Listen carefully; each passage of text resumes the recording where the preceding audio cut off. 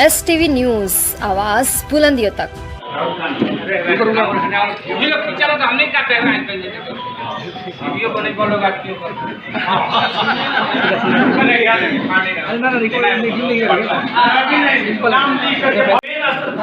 उसको समर्पित करते हुए निकाली मैडम ये हुआ स्वागत है। और मैं ये भी चाहूंगा कि मोमेंटो है जो आरआरडी के जी अध्यक्ष रहे हैं और अभी वर्तमान में प्रदेश के डेलीगेट हैं, वो हमारे मुख्य अतिथि फॉर्म वस्त्र और बुके के साथ स्वागत करते हुए अरविंद सिंह।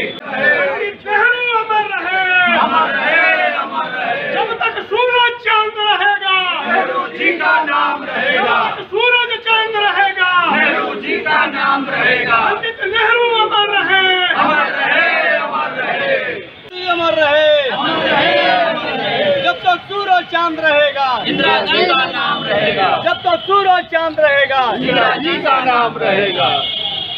सबसे पहले आप सभी पत्रकार बंधुओं को मैं धन्यवाद और आभार देती हूँ। मेरे आरा भोजपुर जिला के अध्यक्ष और सभी सम्मानित नेतागण, आप लोगों को बहुत बहुत धन्यवाद आभार। जैसा कि आप अभी वार्ता में अध्यक्ष जी कह रहे थे कि आज पंडित जवाहरलाल नेहरू जी का जयंती के आज पुण्यतिथि के अवसर पर आज हम लोग सब उनका मतलब फूल अर्पण करके और पूरे भारत नहीं मतलब समस्त बिहार राज्य में आज माई बहन सम्मान योजना जो है मान योजना, उसको हम लोग आज लॉन्च कर रहे हैं। और एक उदाहरण सबसे पहले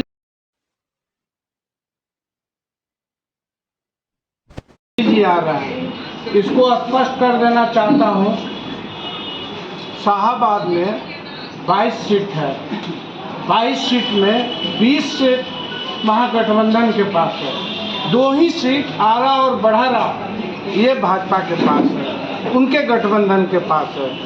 इस हमारे गठबंधन में कांग्रेस पार्टी के 4 विधायक और 1 MP हैं। तो मेरी स्थिति क्या है, हम इधर मजबूत हैं और वो उधर, हम जहाँ कमज़ोर हैं हमारे राहुल जी जा रहे हैं, हम जहाँ मजबूत हैं मोदी जी आ रहे हैं। यही आपका प्रश्न का जवाब है। चलिए, जो साल पहले का प्रकरण है और साथ में ऐश्वर्या राय जो है उनका भी मामला है, ऐसे में कहाँ गया उनका अपना जो माई बहन कहाँ से महागठबंधन में सबसे बड़ा पार्टी तो वही है। ये हार्ड मास से बना हुआ जो शरीर आपका है वही हार्ड मास से शरीर बना हुआ शरीर हर किसी का है, चाहे वो नेता हो, चाहे अभिनेता हो, चाहे प्रधानमंत्री हो, चाहे चपरासी हो। घटनाएं हर के साथ घट सकती हैं, कुछ भी हो सकता है, ये इनका निजी मामला है। और निजी मामले के बावजूद भी जो लालू यादव जी को करना चाहिए था वो उन्होंने किया। अब आप ही का बेटा कहीं चुनावी फायदा लेने के लिए तो भी हो सकता है, चुनावी एजेंडा भी तो हो सकता है। क्या चीज कि चुनाव आ रहा नजदीक, उनको कहीं से टिकट ना मिले, लोगों को लगे कि फिर इस तरीके का, क्योंकि ऐश्वर्या को आरोप लगाना है। मेरी जिम्मेदारी किसी के भी परिवार के बारे में प्रवक्ता के जैसे बात करने की नहीं है। मेरी जिम्मेदारी सिर्फ और सिर्फ अपने पार्टी के लिए, महागठबंधन के लिए क्या योजनाएं विकास के लिए आवश्यक है, कैसे हम बिहार को एक मजबूत बिहार और उन्नत बिहार बना सके। चुनाव असर पड़ेगा, कोई असर नहीं पड़ेगा, ये निजी मामला है। हर एक व्यक्ति बिहार में वो लीडिंग आपका अलायंस पार्टनर है। देखिए आपको इसको किस तरीके से पेश करना है आप पेश कीजिए। मेरा सीधा सा सवाल मतलब जवाब है इसके लिए कि कोई भी बुद्धिमान व्यक्ति, विवेकवान व्यक्ति वो कभी इन सब चीज़ों में पार्टी के उसमें नहीं आता है। पार्टी कोई भी पार्टी हो, आप सिर्फ और सिर्फ विकास के मुद्दे पे बात कीजिए। आप परिवार के, धर्म पे, जाति पे, ये कोई पार्टी नहीं हो सकती जो इन सब विषयों पे बात करती है। और खास करके कांग्रेस पार्टी ने हमेशा विकास के बारे में बात किया है और आगे भी हम लोग इस तरीके को फोकस किए हुए प्रधानमंत्री जी मगध और शाहाबाद को फोकस कर रहे हैं। क्या लगता है कांग्रेस कितना सेंधमारी कर पाएगी? आने वाले चुनाव नज़दीक है। कांग्रेस आपको हम शुरू से समझा रहे हैं। आज हमारी भी जो हम लोग अपने पार्टी की मतलब में जो हैं आप लोग देख पा रहे हैं, ठीक है ना, जितने भी लोग हम लोग आपस में बातचीत सब हम लोग करते हैं, जितने भी अभी नए बार भी नए विधायक बने हैं और भी जो मतलब हमारे एज ग्रुप के, हम अपनी सोच ही बताएंगे आपसे। हमारा जो संस्कार है वो कांग्रेस को हम एक परिवार मानते हैं। परिवार का जो एक डीएनए होता है उस डीएनए में हमें, और हमारा सबसे बड़ा सोच यही, विचारधारा यही होती है कि कैसे सभी को लेकर के चल के सभी का बात करके और उनके विकास के लिए हम बात करें। तो अगर मोदी जी आ रहे हैं तो मोदी जी का डेवलपमेंट आप देख पा रहे होंगे। लोगों को भ्रमित करना, फिर वही ये आपको अगर वॉर करने का हिम्मत नहीं था, आपको अगर बैकफुट पे ही आना था, तो आपने वो वॉर की घोषणा क्यों की? आपने शुरू में कहा कि हमने आज मेरे पास माइक इसलिए मैं पूछ रही हूँ, बाकियों को मैं भी कहती हूँ कि कम से कम महिलाएं आए, मुखर हो, सबके पास अपना अपना मोबाइल, अपने मोबाइल्स पे आकर के अपना मुखर होकर के फेसबुक पे सवाल कीजिए माननीय प्रधानमंत्री से। प्रधानमंत्री जी, अगर आपको ताकत नहीं थी वॉर करने की, कंप्लीट उसको 100% तक पहुंचा देने की, आप बीच में क्यों वॉर को वापस कर लिया आपने? फिर आप क्या खुले हाथ आप आर्मी को दे रहे थे? आपने बोला कि हमने तो खुले हाथ आर्मी को दे दिया था। तो इस तरीके के प्रधानमंत्री 2014 में ये आए और एक हवा के साथ आए कि हम देश को गुजरात मॉडल बना रहे हैं। देश कितना गुजरात मॉडल बना, एक एक बच्चा हिंदुस्तान का आज उनसे वाकिफ है, ठीक है। भले डर के कोई बोले ना, क्योंकि एक भय का माहौल इन्होंने बना के रखा है। कोई भी इनके खिलाफ बात करता है तो सीधे ये अंदर डाल देते हैं, ठीक है। कोई पत्रकार को बोलने की हिम्मत नहीं हो पाती है। कितना हिम्मत करके पत्रकार सवाल करते हैं, उनको पता होता है कि हम जान को जोखिम में रख करके इस सरकार से सवाल कर रहे हैं। आपको हिम्मत नहीं है, उसके बाद आपने क्या देश को बदल के रख दिया? 10 साल में आप लोगों को क्या मिला है? और आप क्या उम्मीद लगा के रखे आगे आने वाले 15 साल में? क्या ये 10 साल में विश्व गुरु बना देंगे? विश्व गुरु का ऐसे नहीं बनता। विश्व गुरु बनाने के लिए इंदिरा का कलेजा चाहिए आपको। कलेजा है, कलेजी लेके आप लोग घूम रहे हैं बाजार में। तो ये सब बातें कहने की है, लेकिन हमारा वो विषय नहीं है।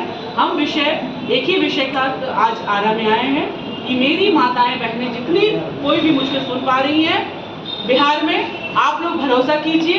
जिस तरीके से झारखंड में हमने मैया सम्मान के तहत 2500 रुपये हर एक महिलाओं के खाते में दिया है और उनको सशक्त किया है, उसी विचारधारा के साथ आज हम बिहार में भी आए हैं। और आप लोग भरोसा रखिए, आने वाले समय में जैसे ही गठबंधन की सरकार आएगी, माताओं बहनों के खाते में जब 2500 रुपये आएगा तो फिर हम दोबारा आएंगे और आपके चेहरे का जो मुस्कुराहट है उसको हम देखेंगे। मैडम, एक सवाल है, सरकार उनकी जरूरत की बात कर रही है। और जहाँ तक बच्चियों की प्रोत्साहन राशि की बात है तो वो बहुत अच्छी बात है। अच्छी पहले आप बच्चियाँ जो पढ़ रही हैं उनको आप आगे बढ़ा रहे हैं, किंतु हमारा जो ये पहल है ये उन महिलाओं के लिए है जो अपने बच्चों को पढ़ाना चाहती हैं, जो गरीबी भी रेखा में है, जिनके पास आर्थिक तंगी है और अपना बहुत चीज़ वो अपना रोजगार भी कुछ करना चाहती हैं, तो रोजगार में भी वो अपनी कुछ नहीं कर पाती हैं। तो मेरी माताएं बहनें इससे अस्वस्थ रहें कि जैसे ही महागठबंधन की सरकार आती है निश्चित रूप से 2500 रुपये हर एक माता बहनों के खाते में जाएंगे। लाभुकों का क्राइटेरिया क्या होगा? आप इस चीज को आज प्रमोट करने आई है। झारखंड में किस लेवल से महिलाओं को दिया जाता है? वो सामान्य वर्ग हो, आरक्षित वर्ग हो, जिनका कोई इसमें आरक्षण कहीं पे भी नहीं कराया गया है किसी भी।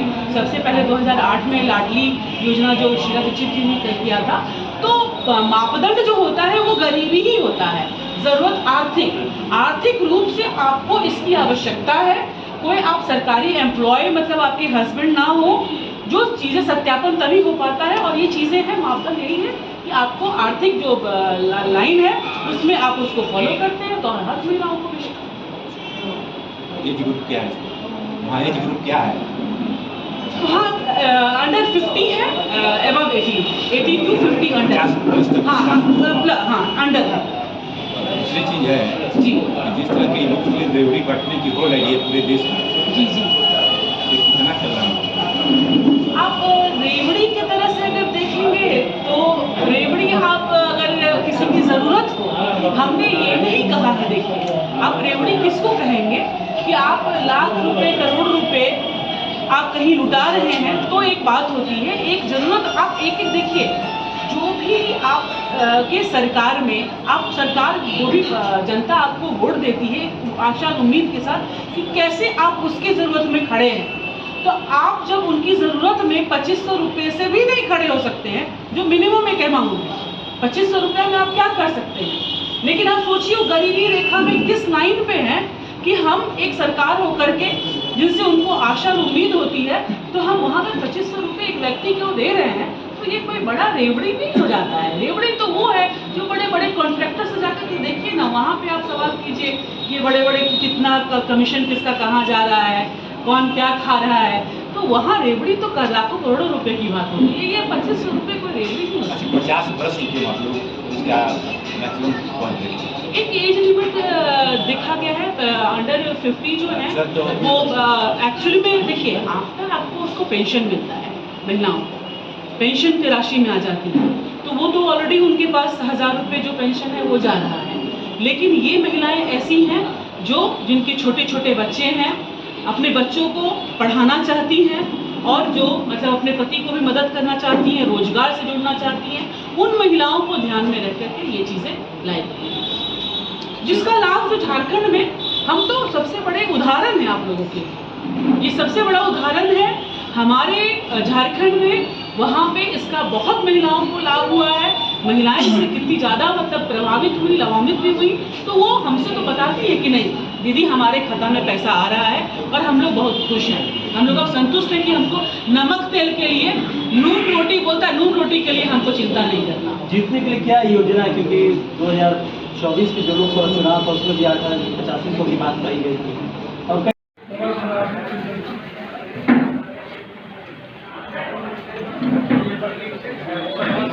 खुले आम डंके के चोट पे हम लोग कह रहे हैं कि माताएं बहनों की सुरक्षा के लिए, उनकी मजबूती के लिए हमारा ये कदम है। माताएं बहनें जितना हमारे साथ जुड़ेंगी, झारखंड में जुड़ी और परिणाम आपके साथ है, निश्चित रूप से आने वाले समय में बिहार की महिलाएं भी हमसे जुड़ेंगी और वो मजबूत होंगी। श्वेता सिंह जी, मेरा 2 सवाल जी। एक सवाल यह है कि आप झारखंड की मुख्य विधायक जी और आक्रामक राजनीति